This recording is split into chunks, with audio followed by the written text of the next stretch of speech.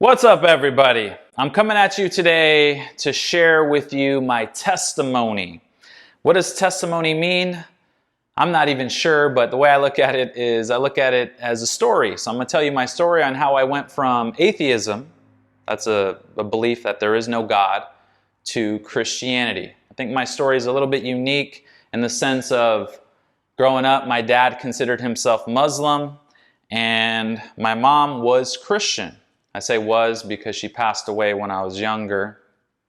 If you don't believe in God, I invite you to hear me out because it may get you thinking in a little bit different of a way. If you do believe in God, I want to share with you a fatal flaw in the way that I looked at the world, and I believe many people of faith have that same flaw.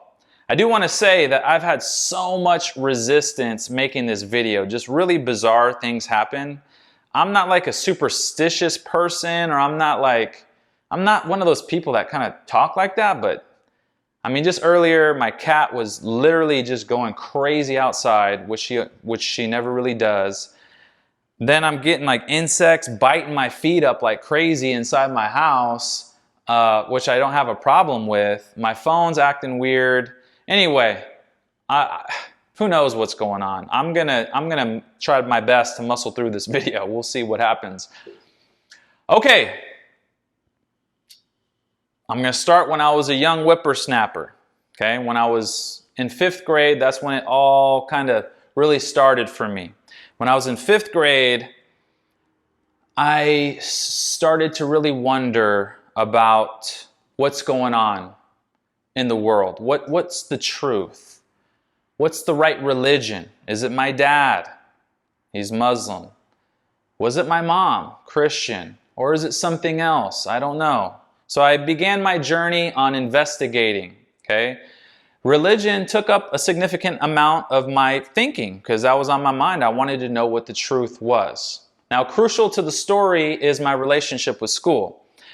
When I was a young kid, I was always good at taking tests. So whenever I would take a test, I would typically get about 100. I might miss one.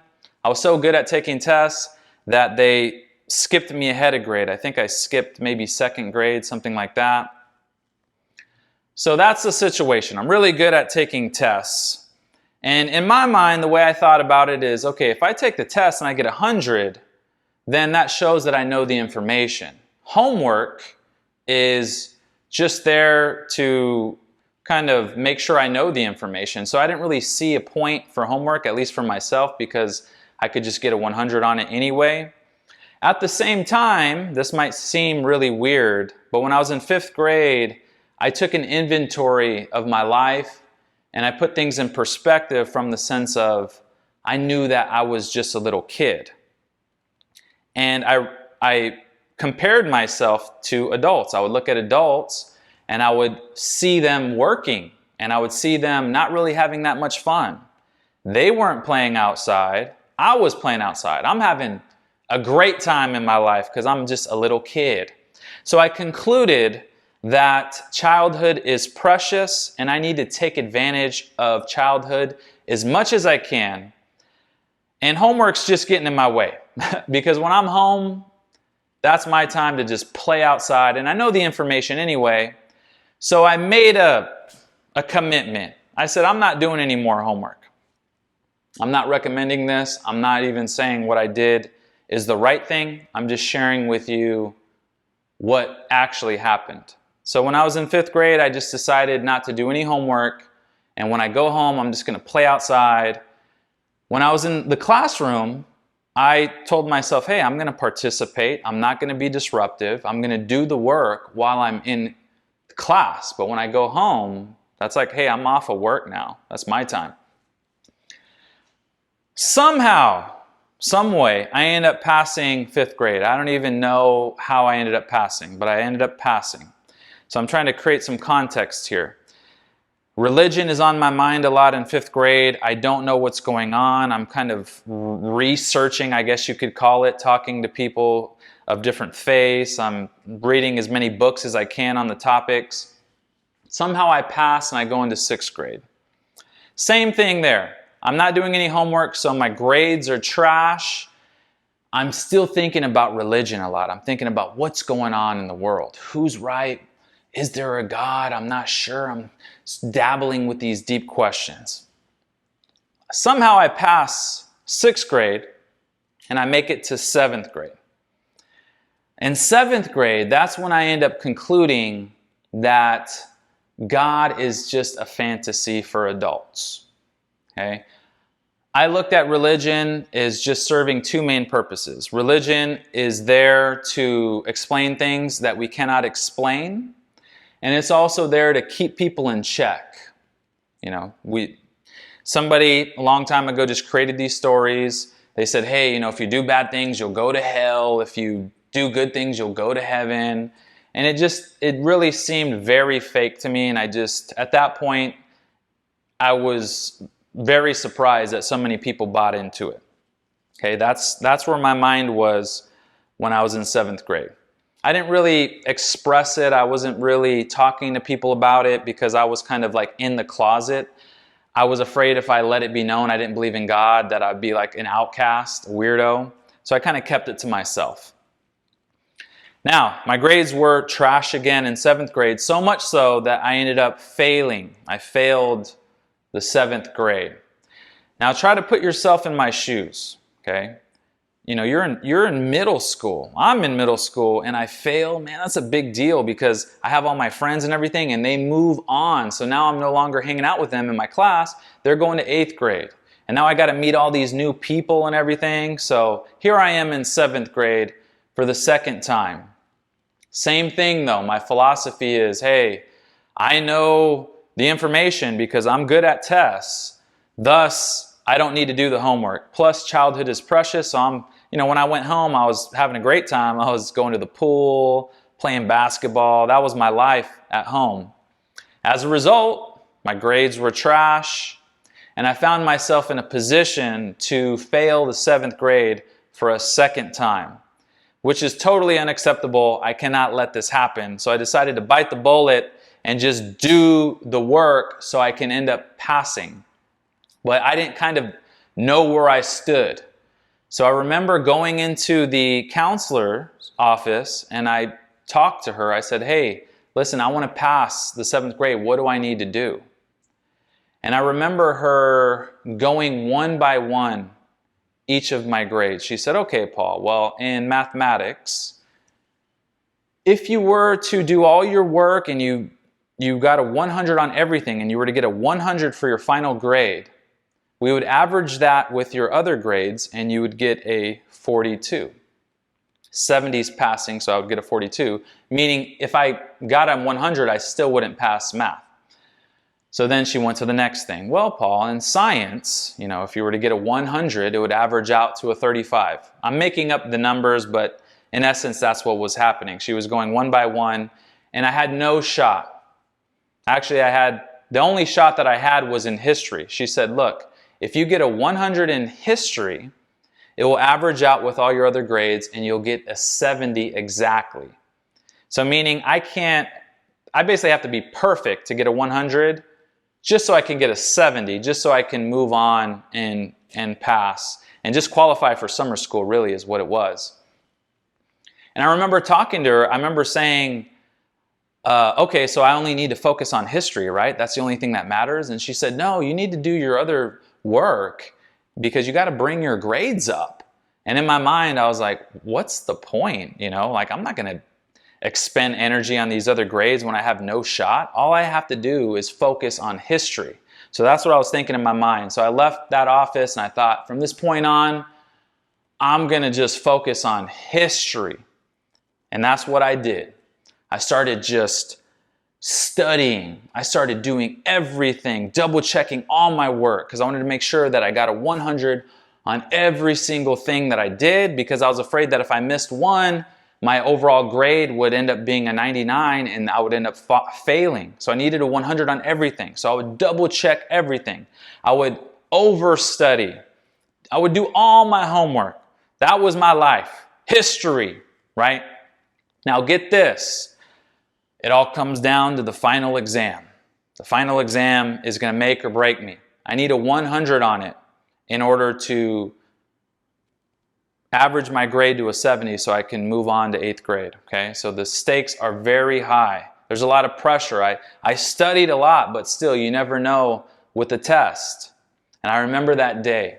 I remember sitting at the desk, and I received the worksheet. I don't know what you call it. It's got all the questions on it. And then I received the Scantron. That's where you put your answers.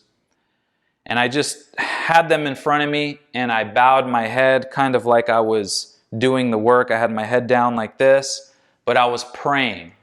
Now remember, at this point in the 7th grade, I had concluded that there was no God. I looked down on people that believed in God and religion and all that because I thought it was all super fake. But nevertheless, I decided to pray anyway. So here I am, I have my head down and I'm praying. In my mind, I'm saying, God, please, God, if you're there, if there's anything there that can hear me, God, please bless me to get a 100 on this test. I need to get a 100 on this test, God. If you give me a 100, I will never doubt you again, God.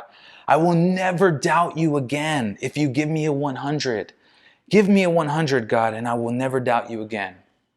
And I pray like that.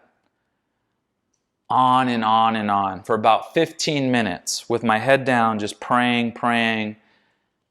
Because again, I didn't want to fail the 7th grade for a second time. Praying, God, please, like this. And I remember opening my eyes and I decided to do the test, and I opened the worksheet, and inside I see the answer key. So I had an additional paper there that had all the answers on it. So right away I'm like, what the heck? What's going on? And I'm looking around confused.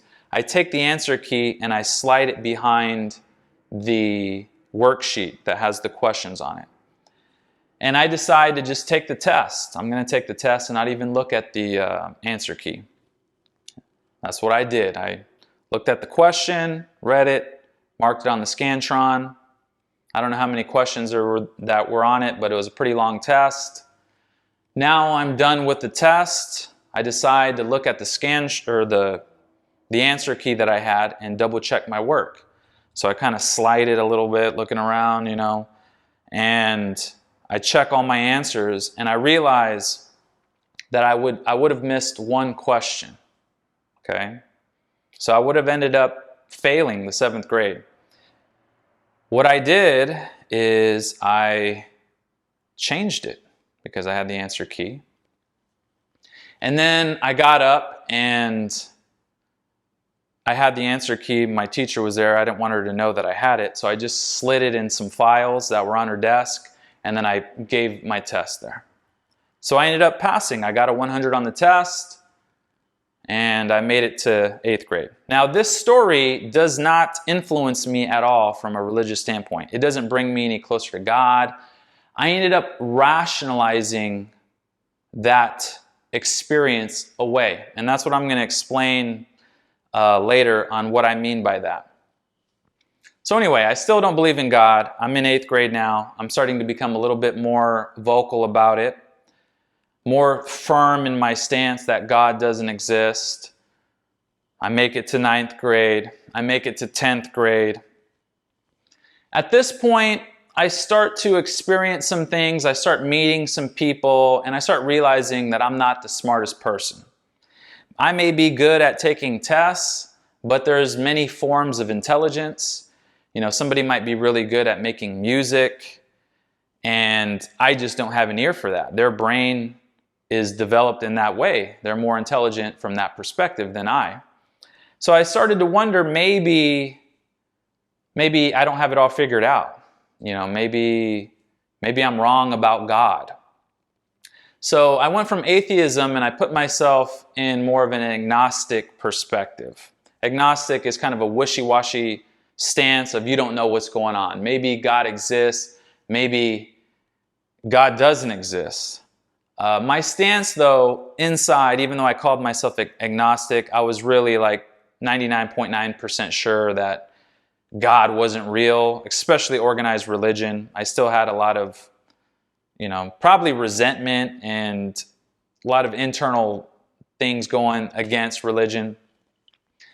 But I considered myself agnostic because I thought maybe I'm wrong. Probably not, but who knows?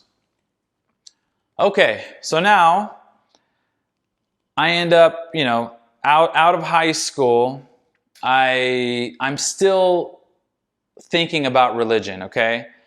My mind starts to open a little bit. I start to not have such a firm belief that God doesn't exist, okay? One of the main turning points in my life is I actually came up with a mathematical equation on why I think God must exist, at least a very superficial version. Look at that. My cat's going crazy again. Remember I talked about that resistance? I'm going to make this video. I don't care what happens.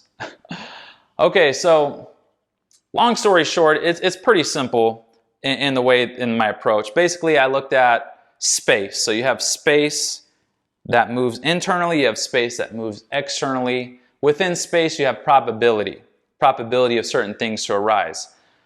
I forgot if I said this already or not, but I looked at life as just being a freak coincidence. Because there's so much space, eventually something like life will arise.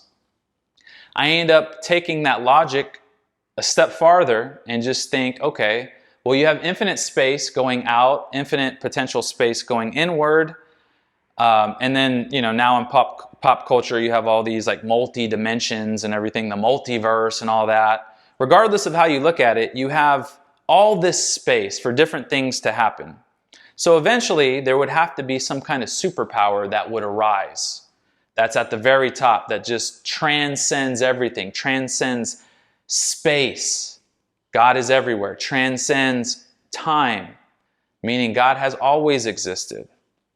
This is a very superficial kind of stance on God, at least that's how I look at it now, but at that time, that was my foot in the door to believing in God. Because at that point, I came to the conclusion that God must exist. From just a probabilistic standpoint, there must be at least that version of God. So I was more open. I didn't know, does God have a relationship with me? Does God hear me? I looked at God as being in everything, so I thought God could hear me, but I didn't know if God cared. Was he indifferent? I don't know. The attributes of God were unknown at this point. Now, some other things about my life that are important to the story is, and this is going to sound super fake and weird, but I was obsessed with physics.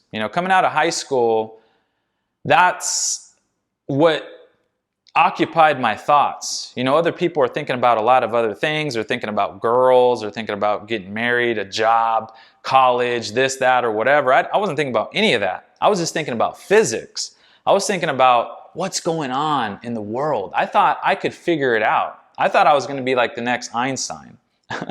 I know that sounds absurd, but I spent so much time. That's how I spent so much of my time, was learning about physics. You have general relativity, you have electromagnetism, you have nuclear weak, nuclear strong forces. So there's this divide there. Those forces don't quite line up. I thought I was going to be the one that brings it together. And I thought, if I did that, I thought the whole universe would make sense. I thought that my life would make sense. I thought that there'd be, I achieved the apex of understanding, and there, boom, that's it. That was my pursuit, was physics. At the same time, I went down a road of being very materials, like very non-materialistic. I'm not going to go into detail on how I arrived at these conclusions, but just a brief synopsis. I would kind of look at people in my life that had achieved mass wealth, and they achieved it through shady means, many of them. So I took that and I imprinted that on other people, and I assumed if you had a lot of money, you were just a shady person. That, or you were just selfish. Like, what do you need a big house for? What do you need a nice car, a bunch of cars? Just live within your means, just be humble. So I had a lot of judgment towards wealthy people, and I decided to move away from that. So, lots of people are trying to get a promotion or get a job to make more money. I was so anti-materialistic that I was planning on being a homeless person. I know that sounds insane, but I just didn't want to have anything to do with money. Factor that in with the fact that physics were just occupying my thoughts. It was getting to a point where I was not being able to kind of relate to people. People were just going about their lives, watching shows, this and that. That's all I could think about. Physics. Okay, now this is where the story gets weird, and if it's not already weird, right? I'm just gonna come out and just say this. I had a very acute experience. If I remember correctly, I think I might have been around 24 years old, 25. I don't remember exactly. But I felt the presence of God. I felt like God basically came down to me and started explaining things to me. I know that seems fake, and hey, just look at it as a story. I believe that what happened to me was real. Now, I'm not going to go into detail about the story, primarily because in that moment when I felt God's presence, He explained to me that what was happening to me, this story, this situation, was for me. It was meant to transform my life. It's not meant to transform your life, okay? He didn't tell me that I cannot tell the story. That's why I'm going to kind of share it with you today. But he just said, it's not meant to change anybody's opinion on whether or not I exist or whatever. I'm just going to kind of brush over a little bit and give you some main takeaways from that moment. The first thing that I realized is that God exists and that God loves me. Amazing. Like, I know it sounds corny if you don't believe in God and it seems super fake. If you've experienced God's love, you know what I'm talking about.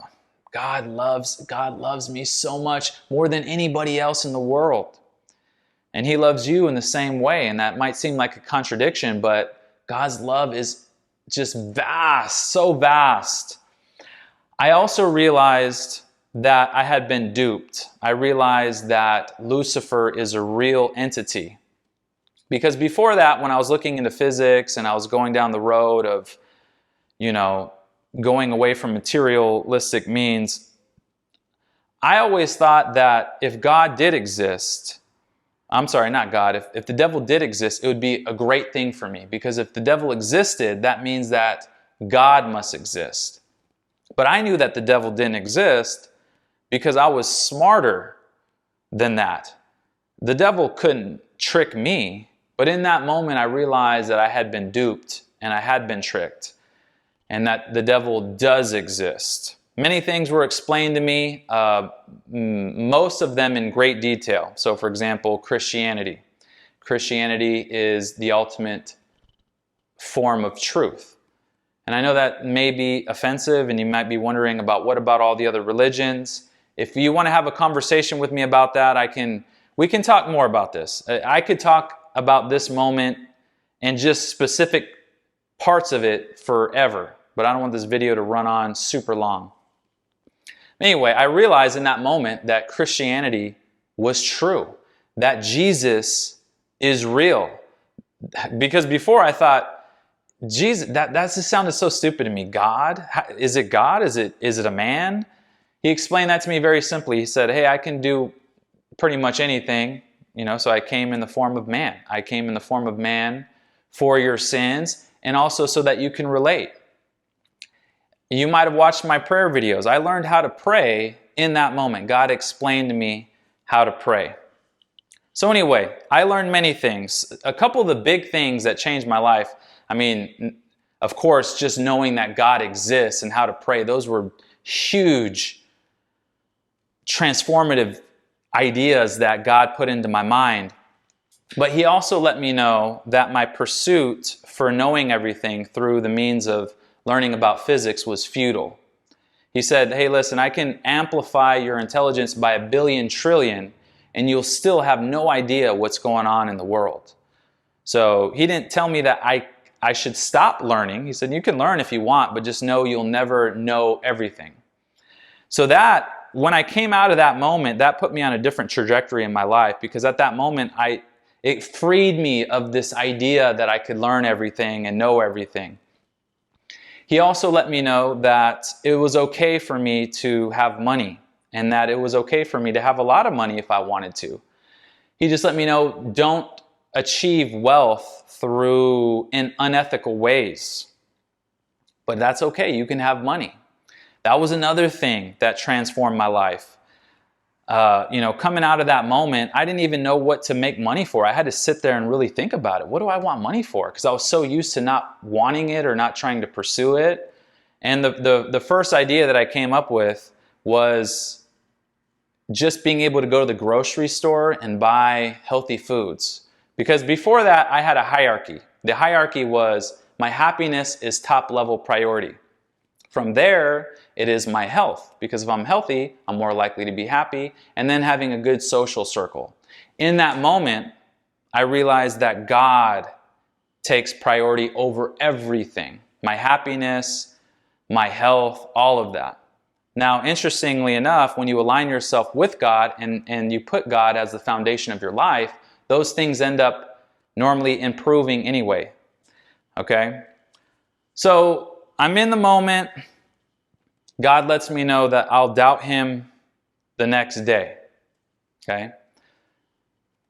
Now I'm just going to put that experience aside. Like I said, I could talk about that experience for a very long time. But now the next day comes around and I started to experience exactly what he said. He said that I would doubt him. And I started to doubt that experience that happened to me. I started to rationalize it. I started thinking, well, maybe what happened was growing up, I might have heard some Bible verses, maybe from my mom, maybe talking to people of faith, and those things implanted themselves into my subconscious brain. And for whatever reason, in a moment, all those things ended up bubbling to the surface. And my mind made sense of the information that it was getting, and I just went into this mode of feeling like I was experiencing the presence of God. But in reality, I was having like a mental breakdown or something like that. So I ended up rationalizing it away. Or I was down the road of rationalizing it away, but I remember what God explained to me. He explained to me how prayer works, and he explained to me that he uses physical means to bring into effect his will and also answered prayers. Now, to rewind, to go back to that moment where I was taking the test, I want to relate this because this was the flaw that I was telling you about earlier as far as how I looked at the world. Because when I got out of that test and I passed, I immediately rationalized it. Because in my mind, God could not exist, or God doesn't exist. So I had to make sense of the situation.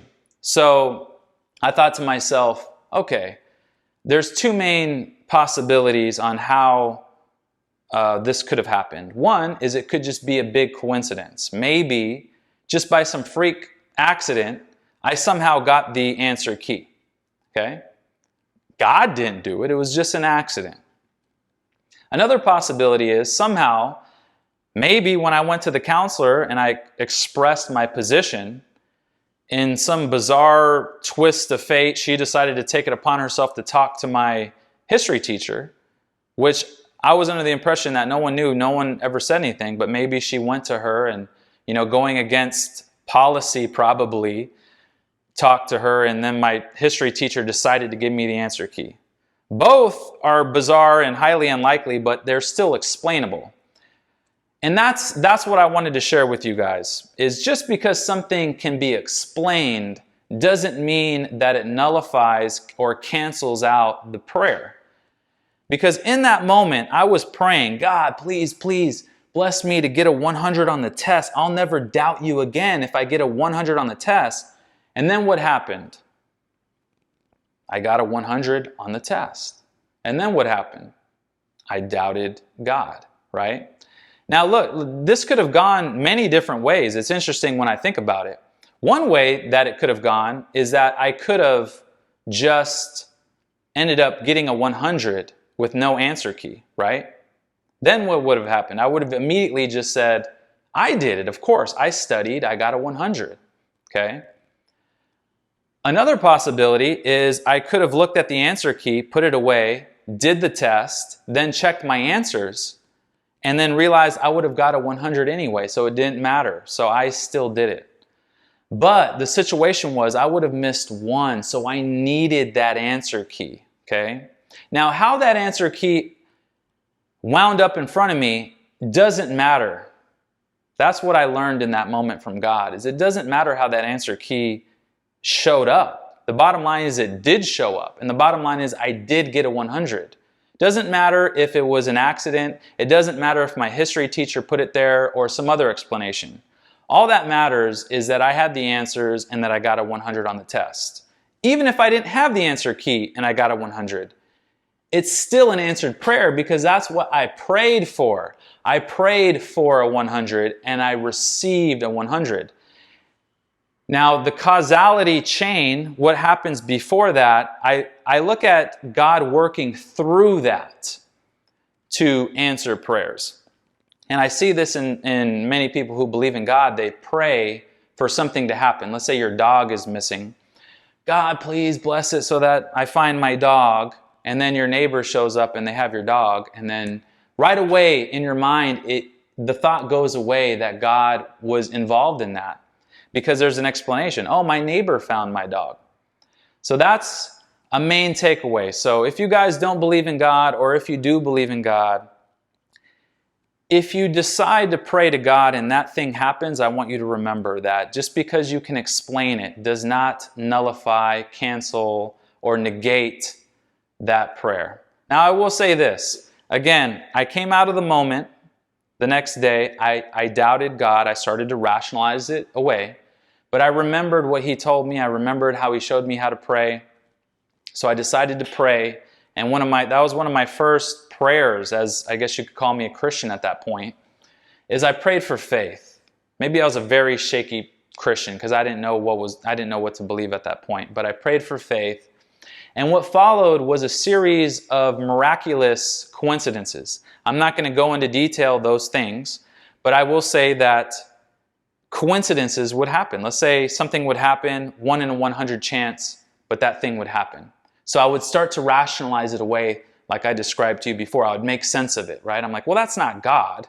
That's just, I would look before and see how it happened. But then I remember, no, this is how God works through things. So then I would pray again and then something else would happen. And then again and again and again and again and again and so on, to the point to where I just had to surrender. And I had to just give my life to God because God was there. God gave me faith. That's what I asked for. I asked for Him to come into my heart. And I wonder, why did that happen to me? Because a lot of people don't have acute responses from God in that way. And I don't think that I'm special, because a lot of people, sometimes they'll say, oh, well, it's because you're special somehow, Paul. In some ways, we're all special, but in another way, I feel like I needed it because I was so arrogant and so firm in my stance. It wouldn't matter what was shown to me. I was not going to believe in God no matter what. Even when God came into my life and my brain and showed me information, which, by the way, later on ended up being perfectly congruent with the Bible. These things, like, how did I receive that information in that moment? There's so many bizarre coincidences that happened along the way that I just surrendered to God. And that's the best thing that's ever happened to me. The best thing. And if you don't know what's going on in the world, I understand, because, it's confusing, especially with the media and all that. And this sounds like conspiracy theory talk, but I do believe that there is a dark force, Lucifer, that is manipulating and tricking people. And I invite you to consider, if you don't believe in God, that just maybe, that you might be tricked like I was. And it's not complicated. Really, all you got to do is just orient your heart, because it's not about evidence, really. At least it wasn't for me. There are some people that end up receiving God through evidences. And that's great. I admire people like that. If you look at the evidence is completely on that side. I know that sounds completely unrealistic, especially if you don't believe, but the evidence is there. But it doesn't matter what the evidence is, if your heart isn't oriented in the right place, you at least have to have an open heart. And at that moment in my life when I felt the experience of God, I believe that it was the most open that I ever was. I acted like I was open before that. Like I acted like I was open. Oh, well, if God existed, I would follow him. But in reality, that wasn't true because I had so much resentment towards God if God did exist. And I had so many issues, and I really didn't want to know the truth. I was lying to myself. These are all things that I understand now. So if you're in a position to where you don't know and you're curious, I invite you to pray like I did. Pray for faith. Pray out. Hey, is there anything out there that's listening? If there is, please come into my life and give me faith in you. I invite you to pray that with an open heart. That's important. And I believe that if you do that, that God will reveal himself to you. But you have to be open to it, and you have to realize about the causality chain, meaning that what you're praying for will end up happening, but it will make sense. Just because it makes sense doesn't mean that God isn't working through those things. And remember that if you believe in God. Remember that when you pray for things, if that happen, you got to give glory to God because he's working through those things. That's it for my story, guys. I made it. Yes. Anyway, thanks for listening. If you got this far, if you have a testimony that you think is interesting or that you want to share, I would totally be down to talk to you, on the phone or meet up for coffee or something like that. I would like to hear your story. That's it for the video, guys. God bless you all. Peace.